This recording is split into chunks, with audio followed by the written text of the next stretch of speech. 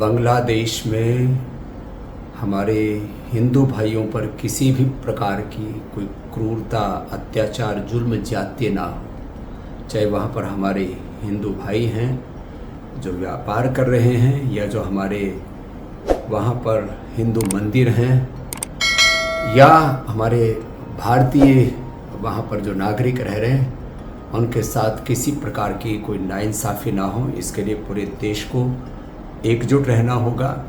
और पहली बार मुझे ये देख करके प्रसन्नता हुई कि पूरा विपक्ष सरकार के साथ है, और यही भारत की नीति होनी चाहिए।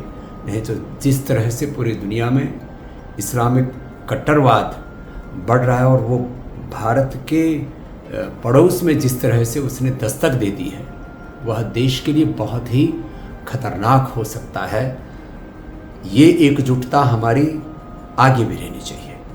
कोई यहाँ पर आरक्षण के नाम पर, कोई जाति के नाम पर, कोई अलग अलग प्रकार के मजहबी उन्माद के नाम पर देश को जो बांटना चाहता है, ये ठीक नहीं है।